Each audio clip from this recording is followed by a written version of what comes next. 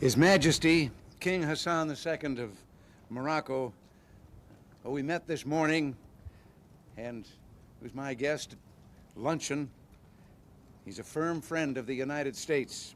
His working visit to Washington gives us an opportunity to build on 2 centuries of cordial diplomatic relations between our 2 countries. It's a real personal privilege and pleasure to have His Majesty as our guest. King Hassan is the leader of a great nation at the crossroads of 2 continents lying on NATO's southern flank at the entrance to the Mediterranean. It has deep ties to Africa, Europe, the Middle East, and the whole Islamic world. We therefore discuss not only bilateral relations, but a wide range of regional and global issues. I deeply value the depth of experience and breadth of vision that His Majesty brings to the issues of profound mutual concern.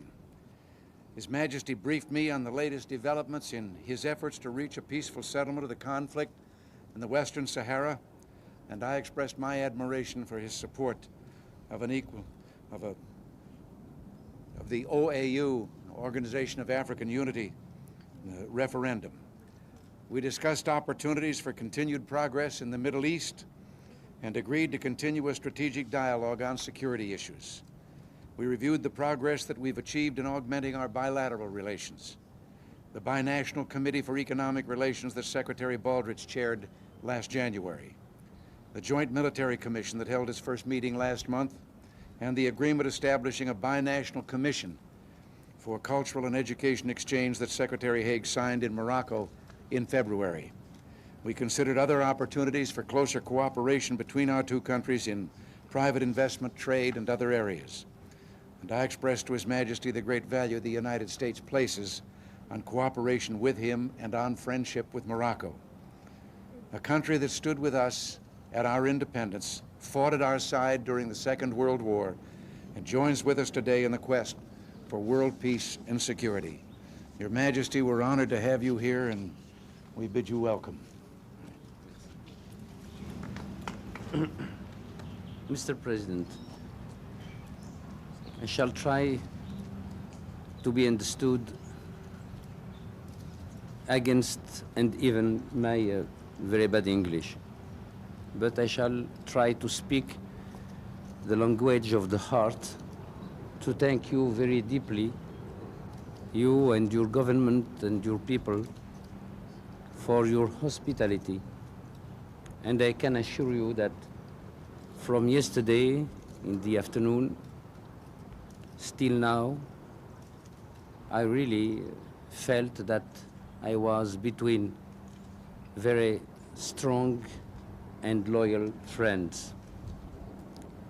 Naturally, the nature of the problems of the United States and the nature of our problems in Morocco, they have not the same volume, and they are not at the same level.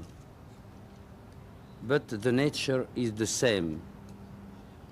Our problems, like yours problems, are to live in the dignity, in the freedom, and in the way of life which our people chose for themselves, and for the future. A big ocean is between United States and Morocco. But we must, each day, after each day, we must try to build a bridge of solidarity and understanding. We can, or you could sometime, you and I, have not the same analysis or the same position for one punctual situation in the world. That is the sign of your independence and our independence, and the sign of our free exercise of our sovereignty as you are free to exercise your sovereignty. But the important is to see and to know that always, as before, Moroccan people and American people are ready and will be ready always to fight for the same ideal and to mix their blood for the dignity of man and the freedom of the countries. Again, Mr. President, I thank you very warmly for your hospitality, and I wish for your country prosperity and glory, and for yourself health and success. Thank you. That's just fine. Thank you very much. Well, we should be part. Now, you've all heard what you got to talk